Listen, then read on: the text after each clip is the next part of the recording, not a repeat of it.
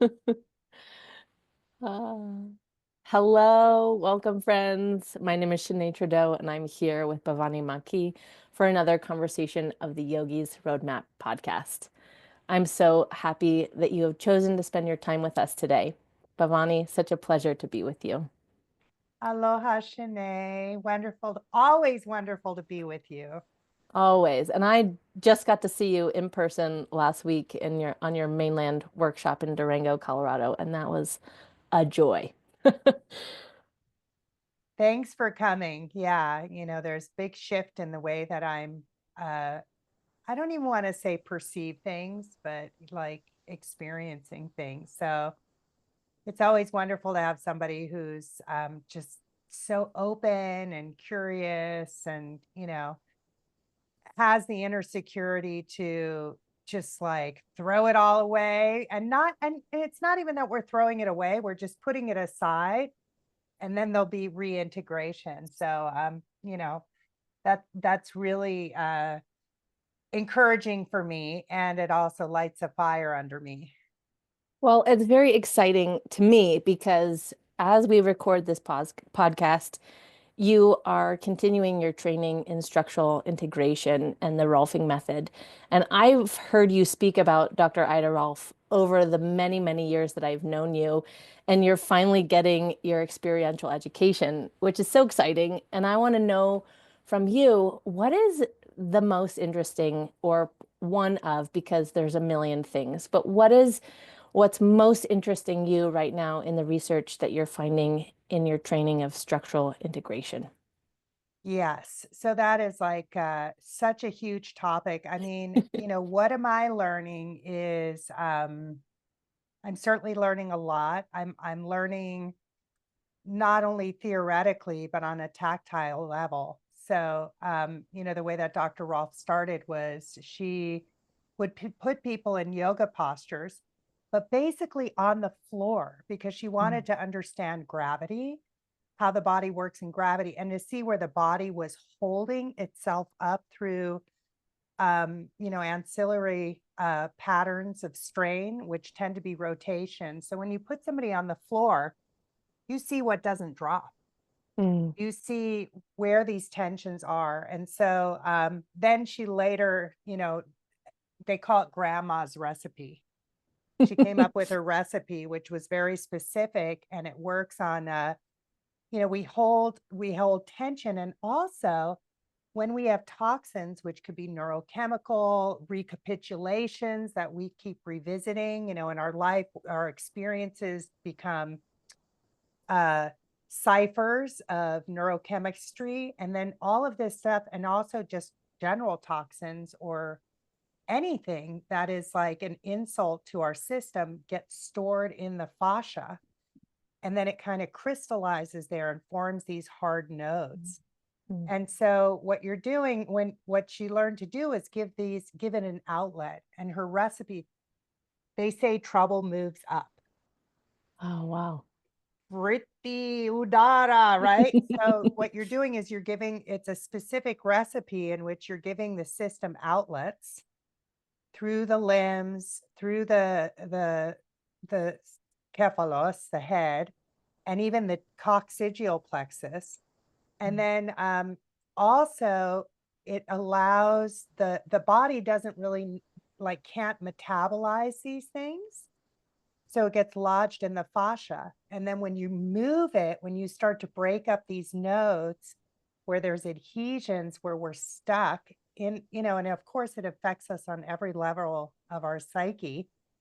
Um, it gets recirculated through the lymph and the blood, and the body is able to release it. And then, it's really a process oriented experience like yoga. So it's really fascinating, to feel it. And in the beginning, you're working with sheets, and then when you're working, like when you're learning from these masters, um, they're showing you how to work with volumes. So you create vectors, which we do. It works really well with yoga because, as in yoga, we're using the ground and we're using vectors. Pilates is a little more difficult because you don't always have your feet on the ground, or it's just a little bit different. But with yoga, it works really well. And so you're vectoring, you're creating like the dvadvas, these intentional energies of span. And then when you set two vectors together, I was talking about this in the workshop, it becomes a plane. And then when you work with planes, it becomes volumes. So now you're working with like all of these bags and systems, and you're getting fluidity in the system, and the body begins rehydrating. And I mean, it's juicy. You had the experience of doing it, you know, and through somatics. And was it juicy for you? It was so juicy. And for me, that model, tell everybody like to look up an image. It's challenging when we're just an audio podcast, but Well, where it's can on people video go on YouTube, just so on people know. or on YouTube? But like, how? Give me where people can go to get that tensegrity model so they can get a Sure. visual. So tensegrity model is okay. Let me take a breath here. I So know the it's so image they exciting. want to look up maybe Yeah. is the needle tower. Okay. And so um, you know, way back in the day, like all the way to the Egyptians, they discovered fascia probably in the mummification process. It's spoken about throughout, you know, arcane yogic teachings. You know, they had different, I like to think of it as chitta, the stuff of consciousness. And then Vesalius in 1543, who is an anatomist, he also spoke about fascia. Then it just like kind of was forgotten, and there was a mechanical um, model Mm. where our body is pulleys, hinges, and levers, and like a compression based model, like you're stacking bricks or blocks. And Dr. Rolf kind of tended towards that, although she alluded to tensegrity. Buckminster Fuller was one of her contemporaries, Mm. and he came up with that term tensegrity, which it's where kind of like an umbrella, but that's not a great example. Yeah. But there's an even amount of tension distributed throughout the organism.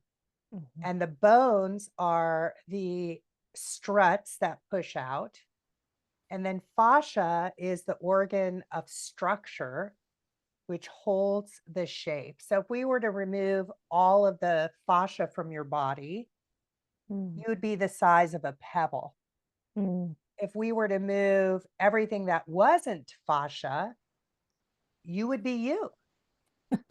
So it's quite incredible. And I find a really good example, it works for me, is of a bicycle tire. So the Mm. struts of the wheel push out, and then Mm. the tube holds the shape. But even Mm. that is oversimplistic, Mhm. because truly it is ubiquitous. It has no specific beginning or end. You know, there's some debate about whether it forms the musculature. Some say it's like the white striations you see in a piece of meat. It certainly grows around the periosteum, around the bones. It's um, covers all vessels, nerves, and muscles.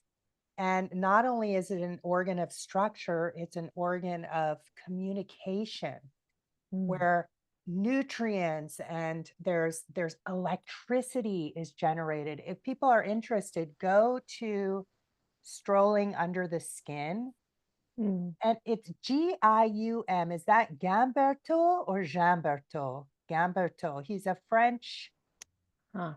I'm not sure, but he's a I'm not French sure. scientist, and he puts these little fiber octave cameras like underneath the dermis, and you can see the fascia, what it's doing. It's like um, all these glistening, shimmering, diaphanous strands and layers and tubes. And as they glide, it's almost like it's like our body is a hydraulic system, and there's these little tubules that come into a layer and they transfer fluids, and then the next layer passes, and it's like so mind-blowing. So when you, I remember, it being described like when you're fishing and you pull a fish out of the sea, how it's like it has this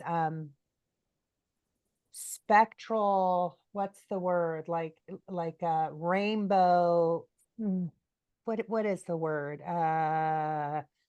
Um, it's just like shimmering with colors, and then when the life leaves it, it becomes gray.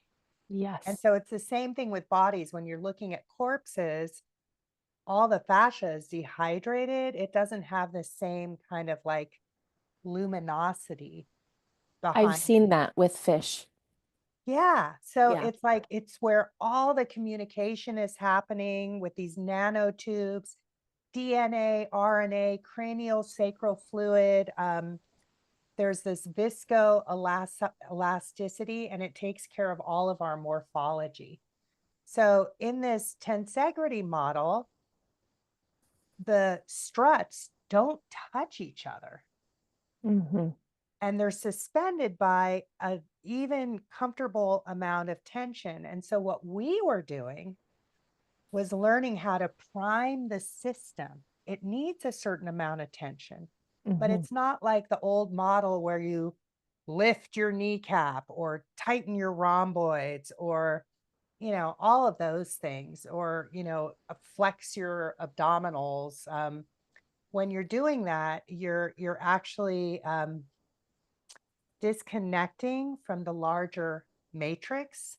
Mm. And with this comfortable amount of tension, which needs a certain amount of stress, it allows the fascial sheets to move, to respond and distribute tension so that the bones have more freedom without compression. It's been like just incredible. And you and I were having a little conversation before about what it's like to be a beginner again. Do you want to share that? Yes, I would love to. Thank you. When I was in your training last week in Durango, the what you had us experience through the body reminded me of what it is to be a beginning student because it was so fresh and new that my brain felt very confused at first, but something in my body deeply relaxed. There was just a sigh, like an exhalation of relief, because it felt so good to return to that place of um, it was simple but profound, like a lot of your work is. It was like just being able to make these really challenging kind of concepts land in the body in a way that felt really good to me. And being a beginner is challenging, especially feel like as I get older because I'm supposed to know things, especially as a teacher and trying to hold space for other people. However, yeah, there was just a lot of relief in being able to be a beginner, and that felt really good and exciting because there was this whole element of, oh, I don't really know. I don't know what I'm doing, but it's so cool. And I just like that. I appreciate that space because I don't have to know, and that's why I have a teacher because they know a little bit more than me, and I felt really held to just be able to have my experience. And I'll just share one of the things that you taught us was this cat cow exercise, but moving from the spine. So move the spine from the spine. And I'm still working on it and I'm still really bad at it, but it feels so good. But it's getting better, isn't it? Yes. And what I love about it is it's no longer project oriented, it's process oriented. So, I mean, everything you're talking about is the essence of the first sutra. And now we begin again. And, the discipline of being a student is being able to let go of what you've known, or at least put it aside so that you can come into the freshness of the moment. And Mhm. really, it's like I've shared, it's like we're well trained, we're well educated. And so we even have all of these things, words like embodiment and, the wisdom, the body of wisdom, but they've become kind of stale, conceptual, trite terminology.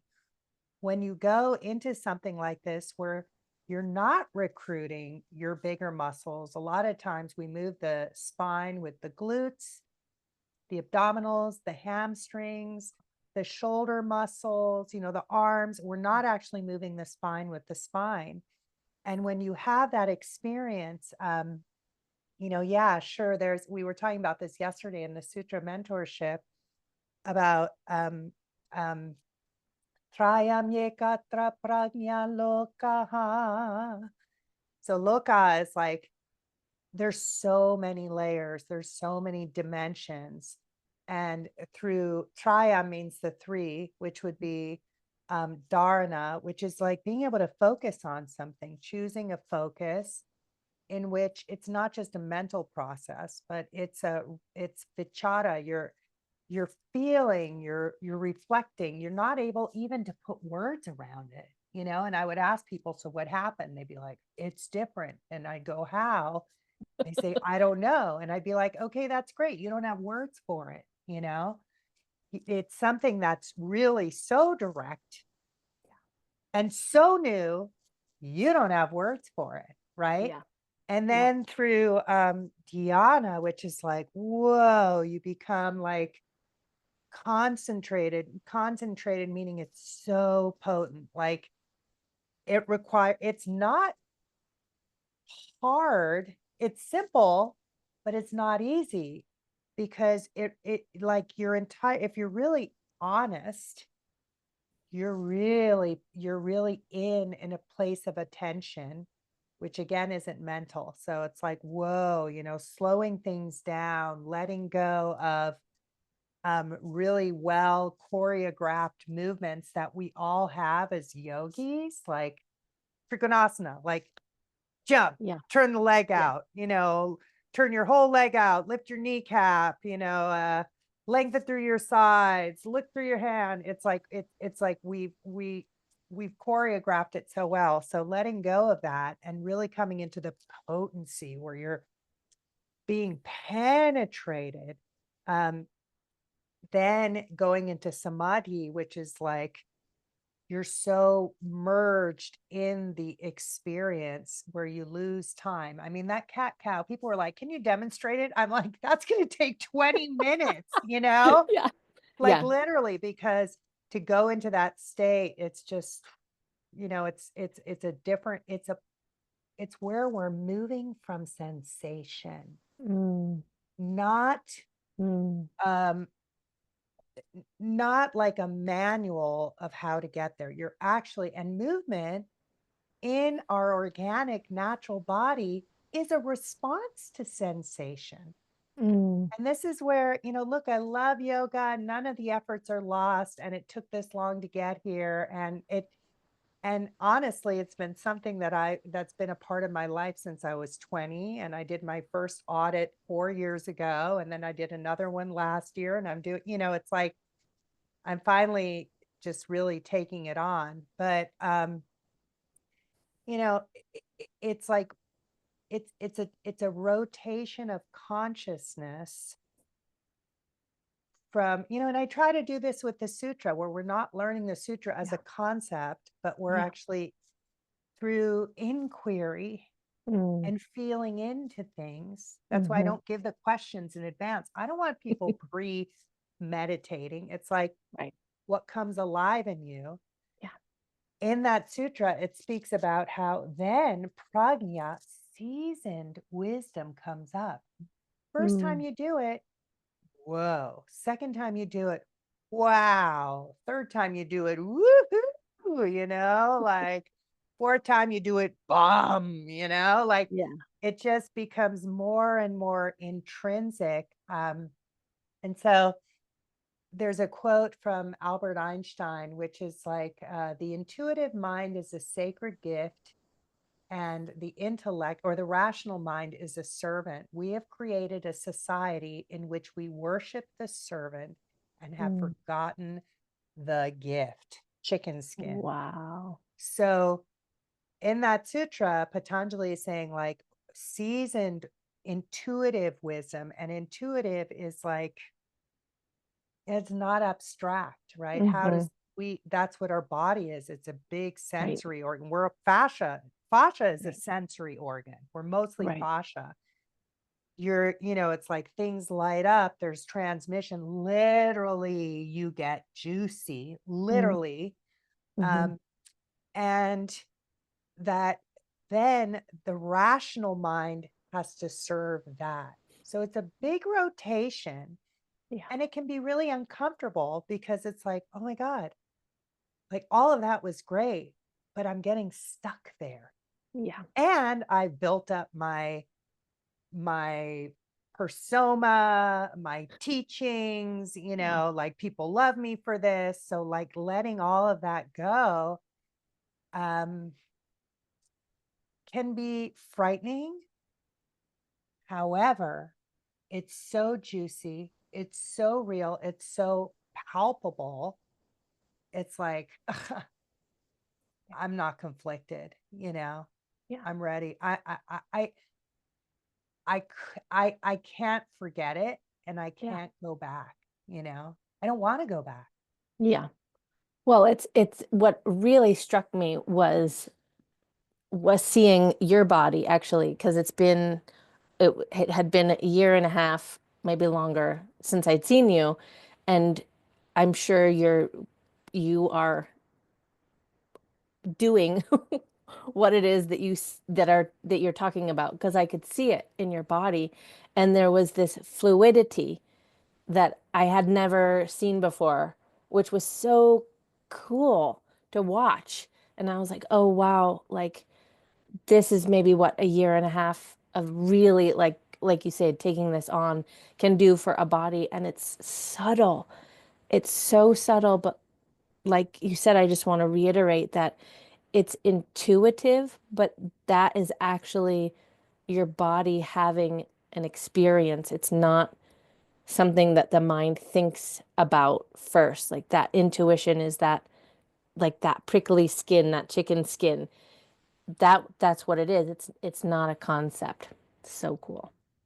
Really, the wisdom of your body is finally getting a forum to share its magic. Mm. So it's not just a thing. It's not just what I call the weak tea bag wisdom. It's real, and it's you, and it's always been there. So yeah, I'm so excited about that. And also, it's like our fascia holds all the memories. It's chitta. So there's all these revelations that occur. And the way that fascia communicates with every cell in the body, with the blood, with the lymph, with every structure, is at the speed of light. Whoa. So it's like a light, like talk about hatha yoga, you're getting lit up. Mm. There's truly an illumination process that happens. You're actually experiencing and consciously holding space for transmission in your system to realize yoga chitta vritti nirodha, the coherency that is your nature. Mm. What creates the dissonance is our mind. It should look like this. I should be doing that. That would be better. It's like all of this measuring. That's how the mind understands.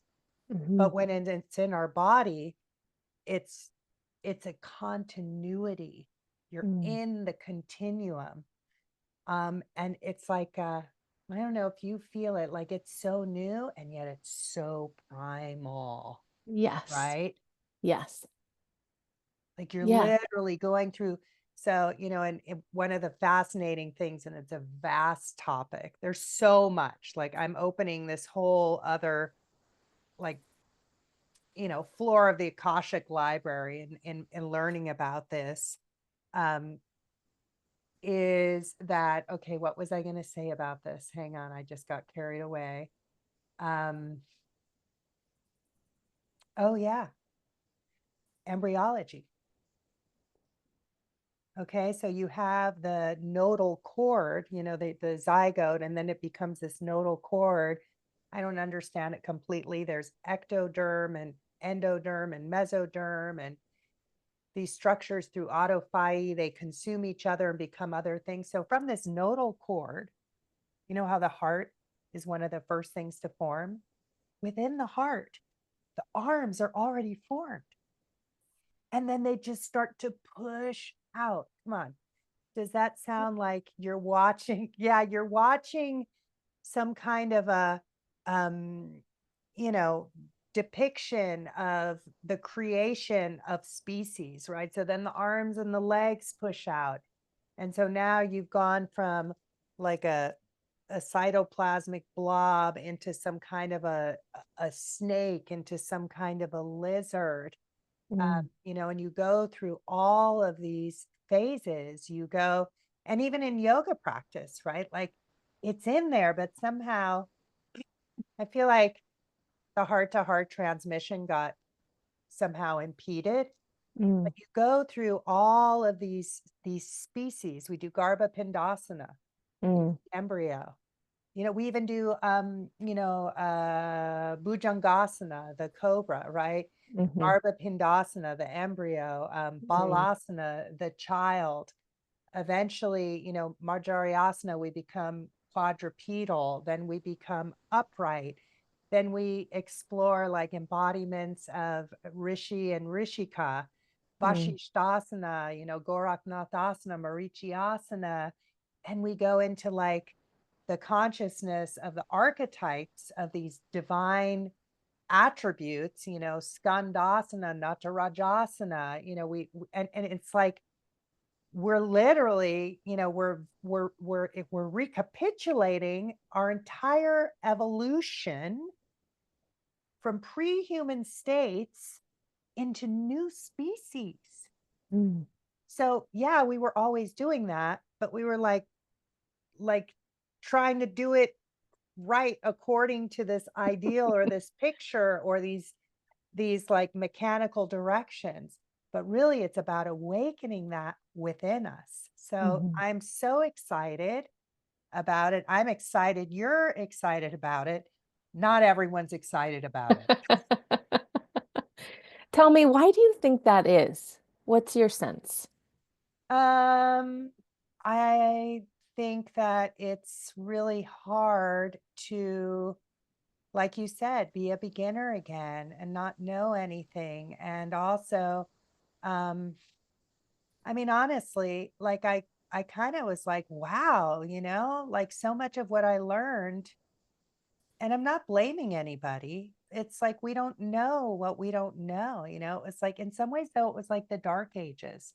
Yeah. When people really got so superstitious in their thinking, and if I don't do these protocols, and it was like it was a dark time. People were living in fear, and living within like this hierarchical kind of a thinking. So in some ways I was like, wow, so much of what I learned actually was upregulating me, Yeah. and creating strain and stress in my system. So there's a feeling of like, what the fuck, WTF, right? And that kind of a sense. And then just like, how much time did I put into that, and how did I miss the point? But again, Yeah. no effort is wasted.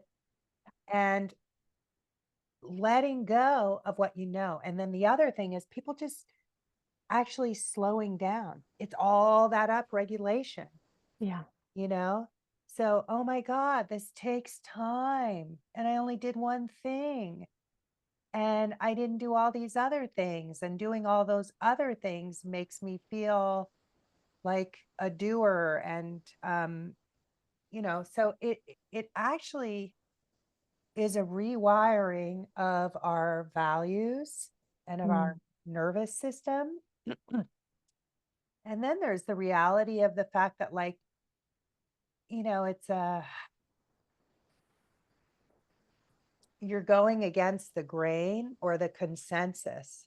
So now your class of 30 people might be smaller. I think people, I had an old student come, Annie, who's been with me since I first started teaching, so 30 years. And she came specially to learn with me, like, what is this? What are you doing? And she was like, oh my God, when the world, she and her friend, when the world finds out about this, and even talking with Ray, my husband, and I was like, I don't know, I'm getting pushback from students. And he was like, are you kidding? Who's bringing innovations to asana practice, And I'm not the only one, for sure. There's a few of us out there, but it's not sexy. It's not popular, like watching, could be like watching paint dry on a wall. But for somebody who can really see, it's like watching a flower open, in a time lapse film, the way that you see the system, and then it becomes something more than this buttoned up human, like it's actually gorgeous for the people who know how to feel, see. The people who don't just want to be seen, but actually want to feel, see. So it's a real shift, because it's no longer an outer show. It's such an intrinsic place. It's such a holy place. It'd be like watching, like, let's turn on the TV and watch people meditate, because it's so deep and it's so subtle, but it's so juicy, So the interesting thing for me, and I've had to let go of what I've known. I'm so well trained. I cannot just jump into what I usually do. And so for probably like 7 or 8 months, I only did these subtle kind of tensegrity movements. And then I might go into a traditional classic asana or practice, but it's a very different way of doing it. I have to prime my system, because I'm so trained. I've hardwired myself in a certain way.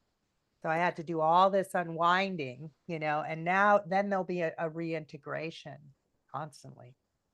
It's so exciting to me. Sorry, I just got really excited. I was like, ooh. Don't be sorry.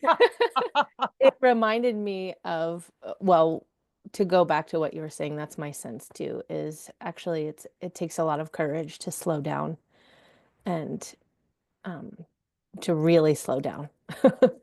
And it reminds me of what I was trained in college. I was trained in dance, and it was more of like I even want to call it like postmodern dance, which is like a whole other element in itself. But we would literally spend the first hour and a half of class lying on the floor doing these really, really subtle movements, these subtle movements. And then an hour and a half would go by and we'd have another half an hour to like move around.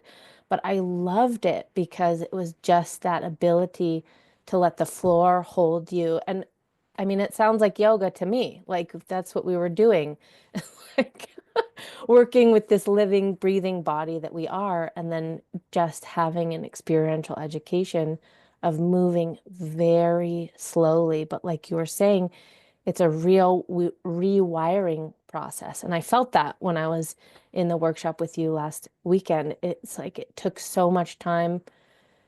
We spent an entire class to get to downward facing dog. We spent 2 hours, and it was like, oh, right, like a whole new way of doing this. And if someone wants the off the beaten path, here it is, because it's not mainstream and it's not sexy and it's not, I really appreciated what you were saying in terms of it's not performative. Yeah. And, in Europe, it's a huge field, Mhm. In this country, the first Vasha conference was in 2007 at Harvard. it was the stuff that, when they were doing like, dissections, they would just throw it away in a bucket, Yeah.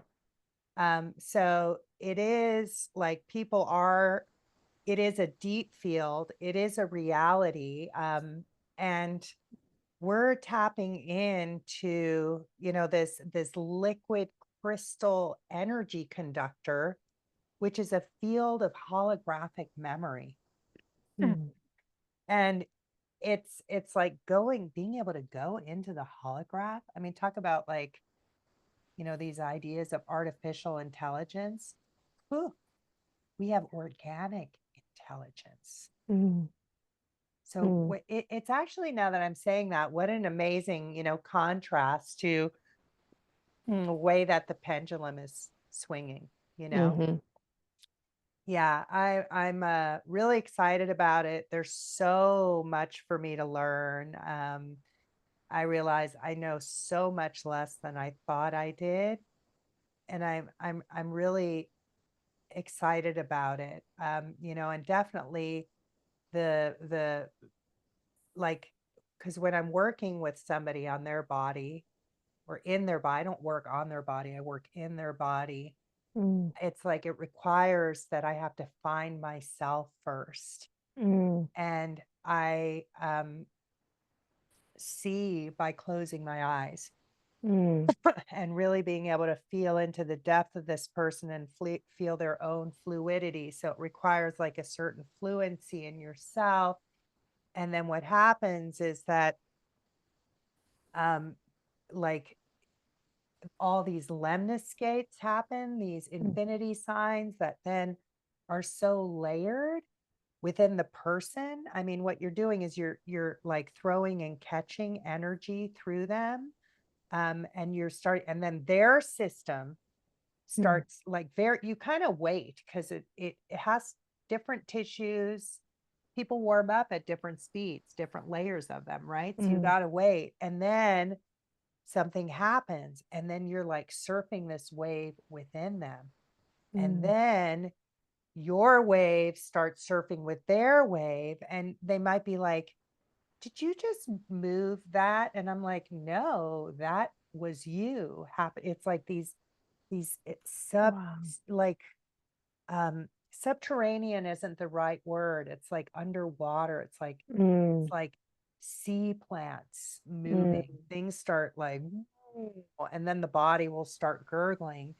And then all these lemniscates, these infinity signs, they move through you and the earth and Mm. the other person. And um, there's all these vectors and planes and volumes. And where we were working with specific points on the body, Mm. it's actually like you could attach to a star, you could attach to Polaris or one of the Mm. Saptarishi, and then it becomes a torus where everything is like folding in and out of each other. Like it's such a transcendental Mhm. experience, and then the person gets up and you can just see like, and literally, like what happens is people lose their length, and you Mhm. can see where length gets caught up in different parts of the body. The parts of the spine that aren't working, that's where adipose will amass, Mm. particularly at the front of the spine. Mm. So then suddenly all that length is released. Mm. It was really interesting, because I've had a lot of work, and I have a C-section scar. And before Mm. that, I had a laparoscopy where they went in through my navel. And before Mm. that, I had a cone biopsy in my cervix. And then I also broke the end plate anteriorly on my L4. So every time you have, like, you break something or an injury, fascia will splint, Mm. scar tissue, and it wraps around the closest bone and through the bone and on the other side of the bone. So I had 4 insults to my body, and my Mm. abdomen just felt like numb, Mm. thick, dead. And no amount of like doing anything was getting like energy there or getting it to just like distribute more evenly through my body. And my teacher, Richie Mintz, he has his own like way of doing things. And he basically, what he says is he's feeding the sleeve back into the core. Mm. And so he was like doing these movements and like moving that congealed fascia where it needed to go. He calls it tissue borrowing. So when we Mm. get pregnant, where's all that tissue come from? Like, I was humongous, right? Yeah. So he calls it paying back the loan, right? Mm. And then he said to me, check out your C-section scar tomorrow. He didn't even Mm. work on my scar where it had been like, and I've had work on it before. Initially, it was like the size of a baby's arm. It was so Mm. thick and it was Mm. so painful to break through. He didn't Yeah. even touch it, you know. Yeah. Um, it went from feeling like a bass string to Mm-hmm. now it's just like this subtle little superficial seam on the top of my skin. Wow. Before that, I'm sure my cervix, okay, when they do a C-section, they cut through your rectus abdominis, your internal obliques, your Mm. external obliques, your transverse abdominis, through the bag that contains your organs, through the uterine wall. Wow. When it heals, they all stick together. So Mm. everything, it felt like steel wool or Yeah. like fiberglass, like insulation. Yeah. Like it was just like I couldn't even feel myself. And he was just doing this thing. He was like, you know, getting the layers to move. That's where the magic is, right? And so to Mm. be have that experience and then also be able to translate it into a somatic practice, Mm. um, wow. Mm. It's amazing. You should see me this week, like from when you saw me last week, because Yeah, I bet. he put my stuff back where it was. You know, it was like all the stuffing ended up in the corner of the duvet, you know. Um, and yeah, it feels great to have length again and have more of a like slender midline, but more importantly is I'm not dragging shit around. Yeah. Like there's a Yeah. feeling of span and space in my body, and a feeling of of being rejuvenated. Mm. So fascia is really really responsive. Like you actually can really bring it back to life. It loves bouncing. I was thinking about you, all the bouncing you do, Yeah. Yeah. skipping, Mm. dancing. Mm. You actually start to like rehydrate. It's mostly collagen and elastin and Mm. minerals, and you can actually get it like jelly and gooey again, you know, like That's Luca. so exciting. I know. He's so squishy. But strong, which is hilarious. He's 7 months old and he has like a six pack, but also like this giant Buddha belly, you know? It's like, this is crazy. How do you do both? Can you touch a little bit on the interplay of the mind body? So I love this phrase, feel, see. And in that, it doesn't include think, which, but there's a, like, we're talking about intelligence, and a lot of the vernacular says that, our experiences kind of get lodged in the body somewhere, or what we think or what we say influences our physiology. And we can conceptualize that, but also what you were just saying in terms of how freed up you feel. I got this sense that it's not just physical, like you lifted your arms and you're like, I'm gonna fly now. It was also this other sense. Can you speak to that a little bit? I can, yes, I can certainly scratch the surface here.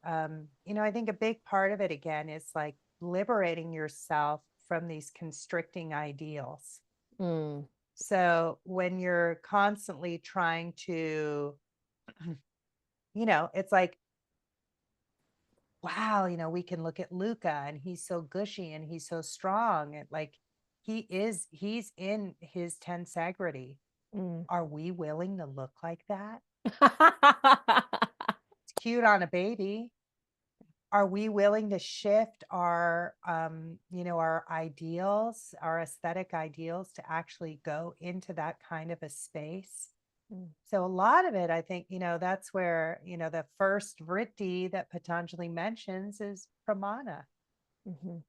right knowledge based on something that you have tangentially, uh, is that the right word? Mm-hmm. Tactile, like you've seen. It's Yeah. something physical that you've seen, and then you've Yeah. created a picture in your mind, and then but the thing is that it does nothing for our soul, he says. So Mm. truth is more of an alive place. It's a place of rhythm, which is rhythm, and it can't even be really spoken. It has to be experienced. And rhythm is something that is seasoned. So, when we, start to move into these places and we actually go, the yogi, it says it in the sutra, is more concerned about quality of life experience. Mm. It's like, what is all the suffering that is unnecessary that we Mm. keep prolonging, right? And what is the suffering that is necessary? And suffering in the old English is that patience, right? So when Mm. you're feeling yourself, like even the idea of like peeling back and throwing away layers, don't throw them away. Why would you throw the layers away? Yeah. We want to have layers. So within those layers are it's like this somatic memory. It's like held within the tensional web of your being. It comes alive. And when you move in that kind of a way, you actually remember and feel the joy of when you were young again. Mm. And remember when you were really little and you never thought about, it's like thinking about your pudgy belly or my little like cellulite thighs when I was a little kid. Like it was delicious. I Yeah. was just delicious. Yeah. So that was a really kind of topical answer to that. I don't know if it was enough, but That's okay. Maybe we can pick back up on our next conversation because there's a lot. It's a lot. it is a And lot. I deeply appreciate this foray into the next layer of things. And is there anything you'd like to add in closing today? Um, you know, I hope this makes you curious. And, I'd love to share it with anybody who's interested.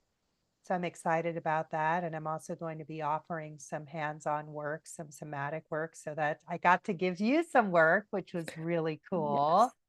It was amazing. And you also worked on my husband, Jesse, and he has had no knee pain at all since the session that you did with him. He's gone for a run. He sat for 8 hours in the car, like done a lot of different things and still no knee pain. And I still feel my legs underneath me in a whole new way, which is amazing. And I'm able to sit and stand in such a way that there's not this load in my back area from being pregnant. And it feels really good. Yeah, I'm really excited about it. And I'm just learning so much. So come visit, come play. I'm excited to have some immersions and things like that where we can really go deep into it, because it's like having that container, it's like I'm feeling the tension of, like, oh, maybe like people don't want to revisit this or be doing more. But it's like, I also know, as we were talking about, that like doing this together and holding that space together and doing it again, it's just like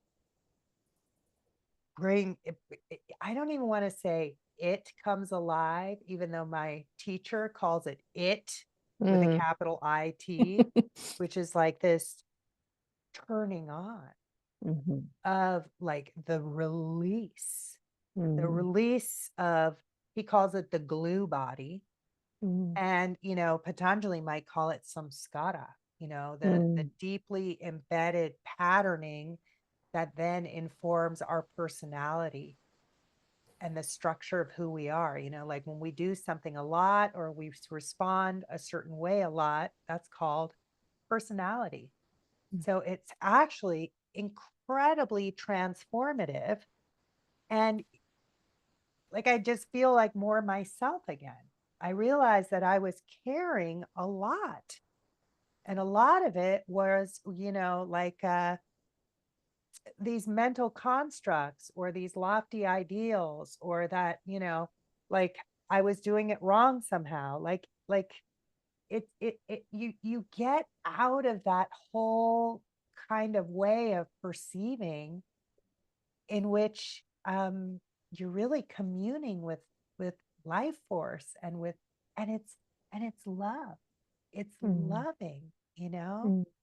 So I'm so happy to feel this shift because I'm turning 57 in a few weeks. Like I could really be breaking down, but Mm. actually I'm just being born. Mm. Thank you so much. Happy Thank, studying, and I hope you have a wonderful rest of your training. thank you so much, Shinay. Aloha. Aloha.